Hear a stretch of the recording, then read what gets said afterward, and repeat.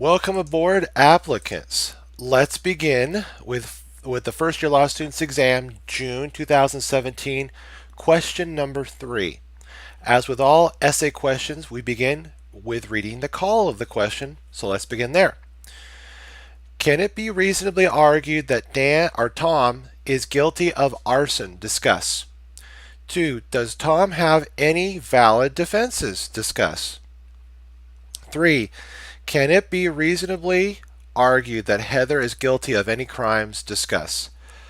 So right here we know what area of law we're dealing with. Obviously, when arson pops up and guilty of any crimes pops up, we're dealing with criminal law. So let's start now answering the call of the question with number 1. Can it be reasonably argued that Tom is guilty of arson? So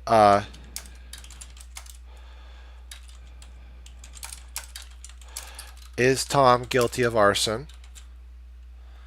Or, excuse me, I should put it the way that they have it here. The bar examiners have it. Can it be reasonably argued that Tom is guilty of arson? Make sure I got that spelling right here. Okay, and small case that. Okay, now down here, does Tom have any valid defenses? So Tom's defenses, question mark. And then number 3, we're going to say, can it be reasonably argued? Can it be reasonably argued that Heather is guilty of any crimes? Question mark. Okay, now right here we want to make sure too that we put in State v. Tom and come down here and do State v. Heather. Now, because we have a specific call on number 1, I would say that we should probably just throw in our arson here. So, just starting out and talk about the elements of arson, which would be burning dwelling home or dwelling house of another. And I should say this, malicious burning. So let me put that number, redo that number 1 there.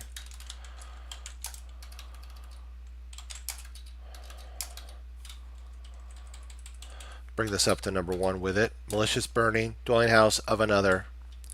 Now, that would be the common law, so we want to make sure to talk about the common law and the modern law distinctions on that. Now, we may have additional crimes here, but primarily we do not want to forget, because of the call, specific call, that we talk about arson. Now, Tom's defenses, we're not really sure yet. We haven't read the facts, so we'll answer that as the facts allow. And okay, and then now down here, can it be reasonably argued that Heather is guilty of any crimes? This is where we would put in our full complete shopping list. Oh, so here, murder, structure, theft, crimes against the person, solicitation,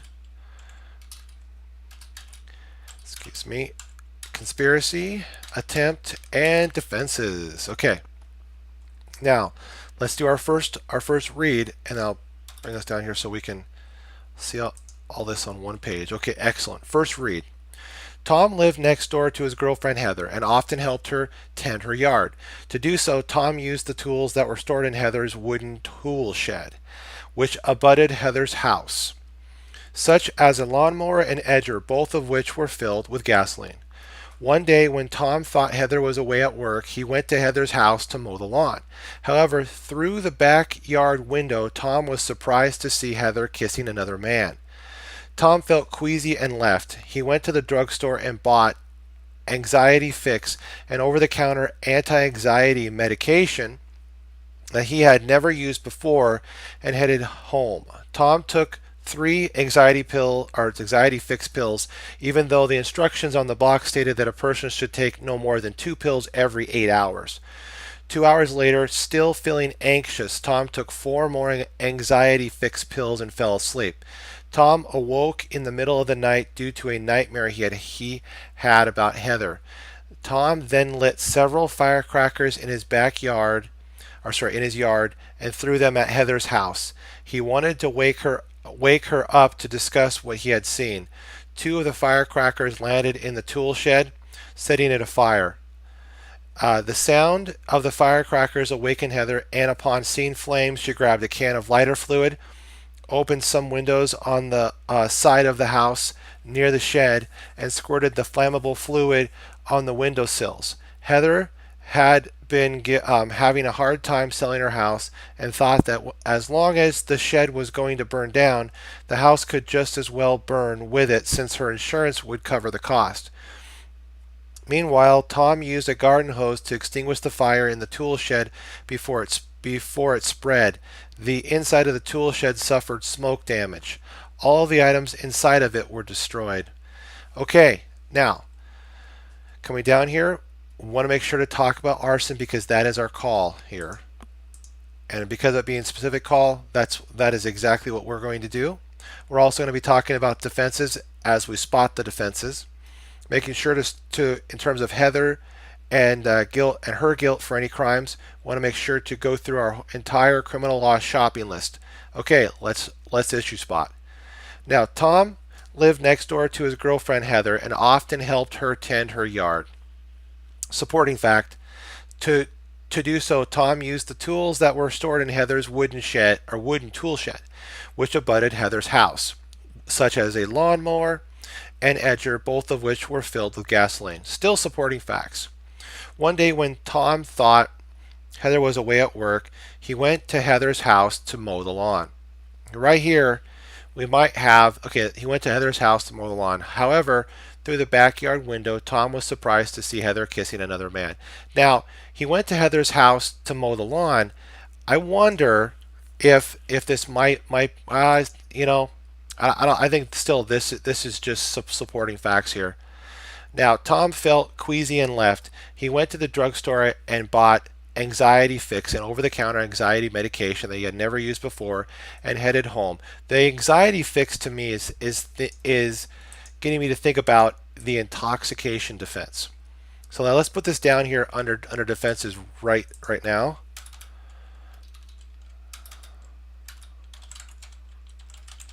And remember, we're talking about voluntary intoxication, not involuntary. How is it we know that? And let's read further. Tom took 3 anxiety pills, even though the instructions on the box stated that a person should take no more than. So the instructions on the box. This isn't just a involuntary intoxication situation. So the instruction on the box stated that a person should take no more than 2 pills every 8 hours. 2 hours later, still feeling anxious, Tom took 4 more anxiety pills and fell asleep. So he took so many of those anxiety pills that he fell asleep. So this definitely could be sufficient grounds for finding the defense of, right here, Tom's defense is voluntary intoxication, anxiety fix, I think it's anxiety fix pills.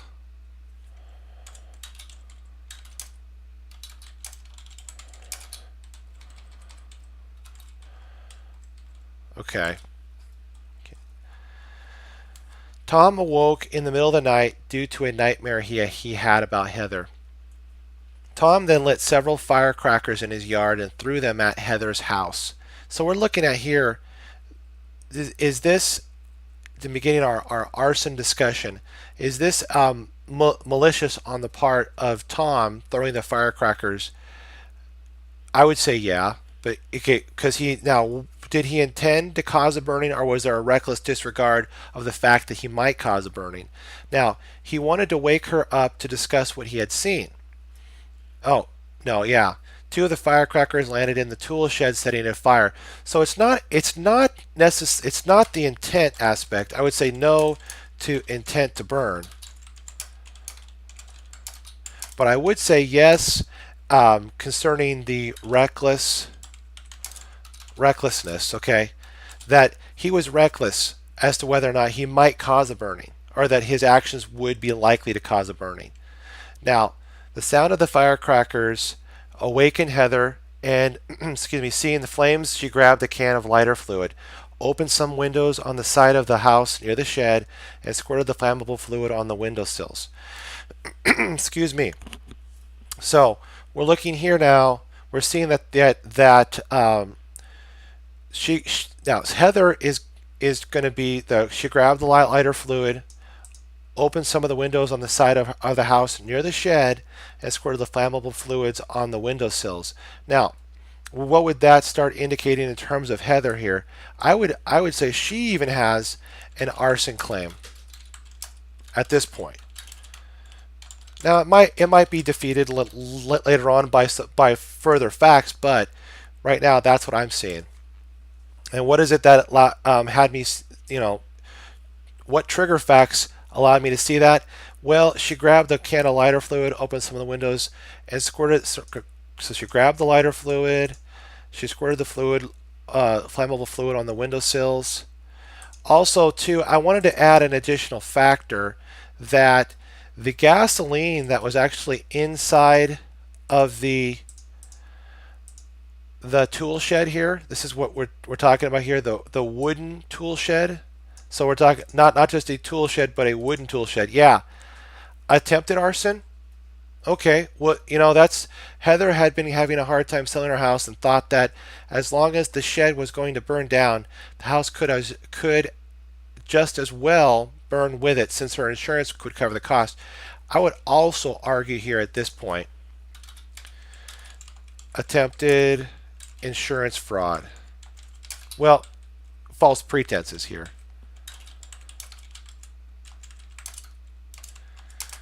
Okay.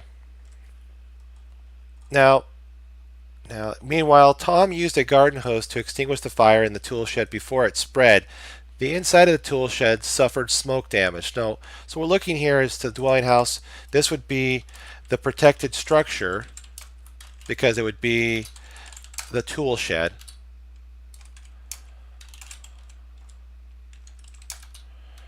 Now also of another, this was Heather's tool shed.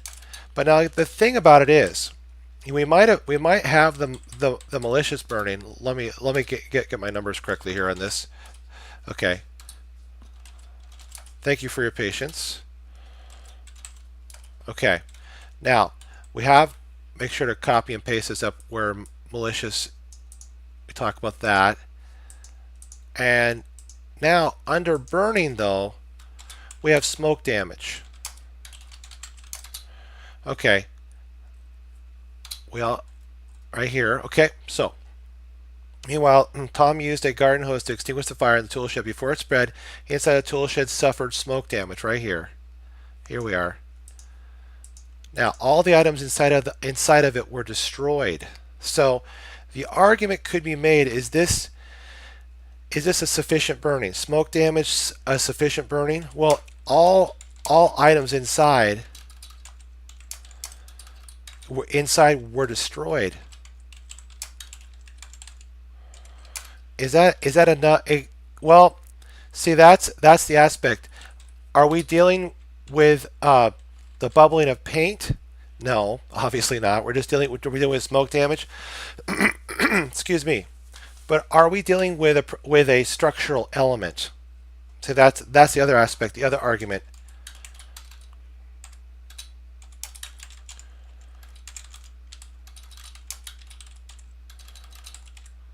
Well, see, it's arguable. Let me repeat the facts for you. The inside of the tool shed suffered smoke damage. All the items inside of it were destroyed. So you could argue maybe not a sufficient arson, but do we have an attempted arson? And that's where we would look to what? Specific intent to what? To burn. And then we're looking at what? Had he taken a sufficient action? excuse me, sufficient performance taken. And that, in other words, have we moved from preparation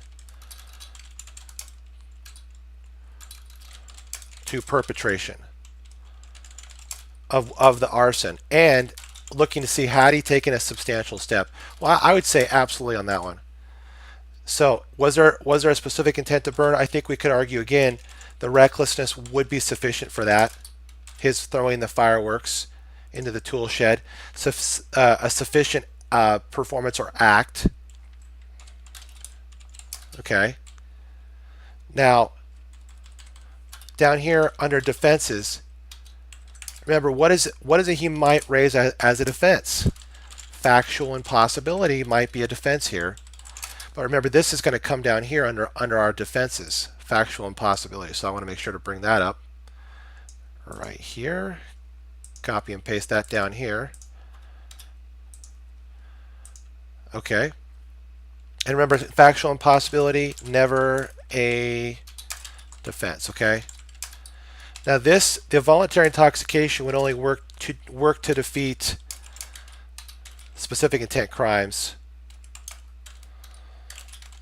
SP crimes. Oh, sorry. Specific intent crimes.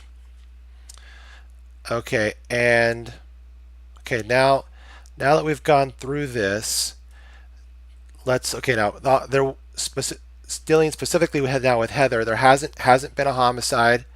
We talked about the structure crimes here, arson, and maybe even attempted arson at that. Because we don't see up here that she squirted the flammable fluid on the windowsills, but we don't know exactly what all we know is that, and this was to what now? The house near the shed. We don't know if there had actually been a sufficient arson, so we would probably argue both on this one. Maybe more though along the lines of attempted arson. Had there been any theft-related crimes? Well, that would be the false pretenses, attempted insurance fraud. Any crimes against the person? I don't see that. No solicitation, conspiracy. We already talked about attempt here. Now, does she have any defenses? Well, dealing with the attempted arson aspect, we might be able to throw in the defense of factual impossibility as well. Remember, is not a defense.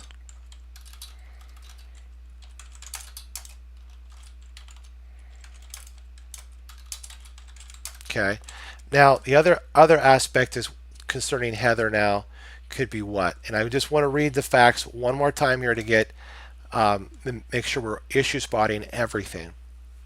Tom lived next door to his girlfriend Heather and often helped her tend her yard. To do so, Tom used the tools that were stored in Heather's wooden tool shed, which abutted Heather's house, such as a lawnmower and edger, both of which were filled with gasoline. We talked about that in terms of Tom's guiltiness concerning the arson or attempted arson.